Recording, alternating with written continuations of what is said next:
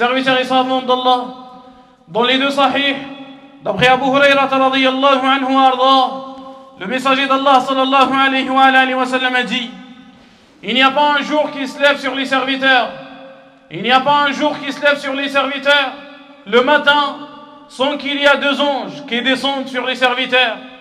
Le premier dit: oh Allah, donne une compensation à celui qui dépense pour Allah. Et l'autre dit: donne à l'avare une ruine. Les pieux parmi les prédécesseurs, rahimahumullah tabaraka wa ta'ala, s'efforçaient qu'il n'y a aucune journée qui passe sans qu'ils donnent des sadaqat, afin qu'ils obtiennent l'agrément d'Allah subhanahu wa ta'ala et sa miséricorde et son pardon. Parmi eux, il y a Marthad ibn Abdillah al-Yazani, qui faisait partie des tabi'i, rahimahullah tabaraka wa ta'ala, ceux qui suivent les compagnons, radiyallahu anhum wa ardahum.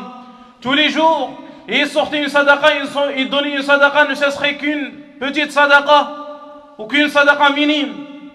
Ce qui est minime à tes yeux, et il est grand sur la balance d'Allah subhanahu wa ta'ala. Il est grand pour Allah subhanahu wa ta'ala. Ce tabi'i radiyallahu anhu arda s'est forcé qu'il donnait une sadaqa chaque jour. À un point, on l'a vu, il portait des oignons. On lui a dit: Ya Abal Khair, pourquoi tu donnes des choses qu'Allah subhanahu wa ta'ala ne t'a pas rendues obligatoires? Ça veut dire le monde surrogatoire.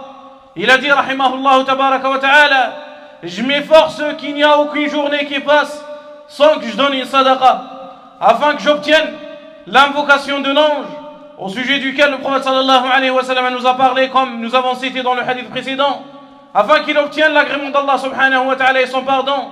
Et il dit par la suite: par Allah, je ne possède chez moi que celui-ci, ça veut dire quelques oignons, et si j'avais autre chose, je l'aurais donné pour Allah subhanahu wa ta'ala.